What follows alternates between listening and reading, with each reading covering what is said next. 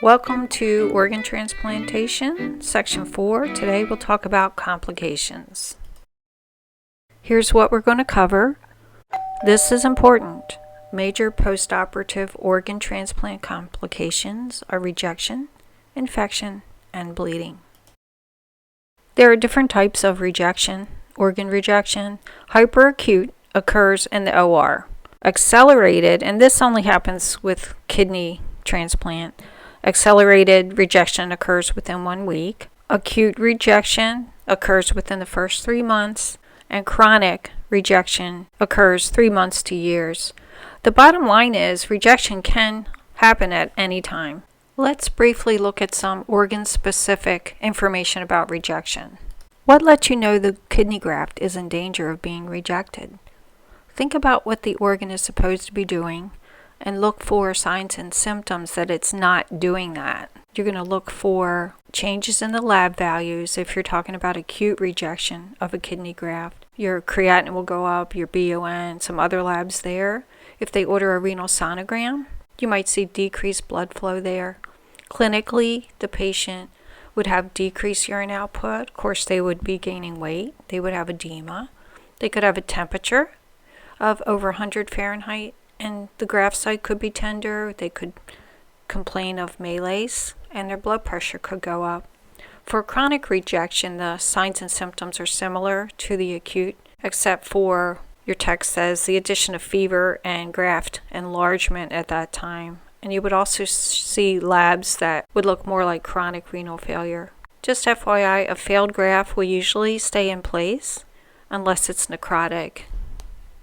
When a liver graft is being rejected acutely, again you'll see the lab results increase, like the LFTs, the PT-INR. The liver is not doing what it's supposed to be doing. The liver may produce less bile, and there may be tenderness around the graft site.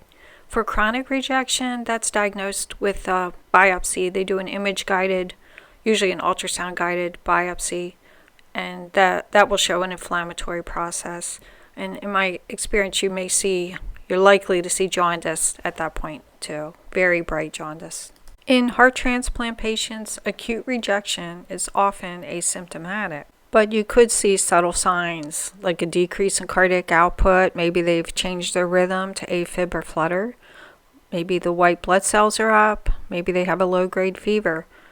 That's why after a heart transplant, they do a cardiac biopsy weekly, usually for 4 times, and then the provider decides how often. When the heart is being rejected like that, you can see what a high chance of death these patients have, so it is very frightening. Rejection causes myocardial fibrosis, which leads to dysfunction, of course, of the organ. Instead of what you might expect to see, you would see kind of wormhole, kind of concentric lesions, and you can actually miss them in a cardiac cath. So that's why they do the biopsies. Remember, these patients don't have any chest pain. They're denervated. So you might look for less exercise tolerance in a stress test, and you could see vascular changes on an ultrasound.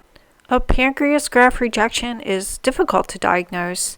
Your textbook says that high glucose is a late sign, but I would anticipate that changes in the trends in your glucose might give you an indication. When they've also had a kidney transplant, you can see the creatinine go up, and you need an image-guided needle biopsy to diagnose rejection in this case. For a lung transplant, rejection has the same symptoms as an infection, so it's really hard to tell the difference. 36% of lung transplant patients have a minimum of 1 episode of acute rejection in the first year, so that's quite a high number there. Chronic rejection for lung transplant is called obliterative bronchiolitis. Infection is the most common complication with organ transplantation.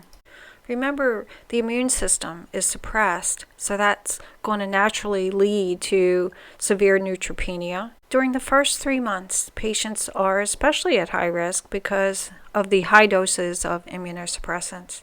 Infections could be from normal flora, bacteria, fungi, viruses, protozoa, that take advantage, hence opportunistic, and they cause infections.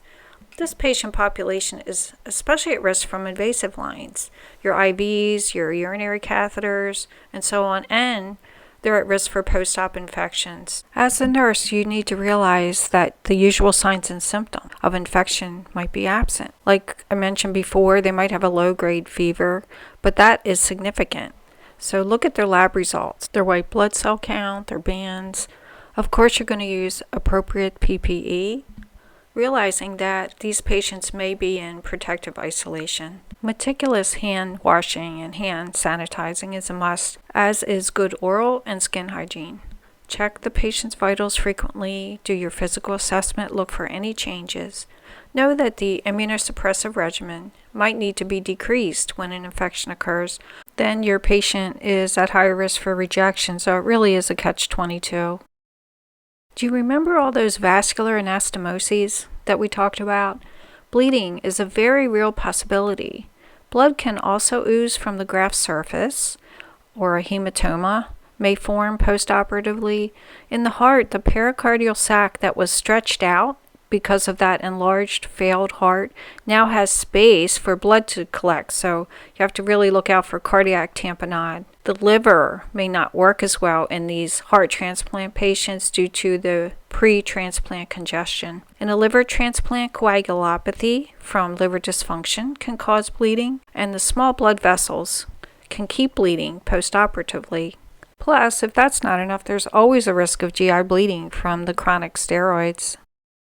Look for information on Blackboard from Professor Moody about your question of the week. Thanks for listening.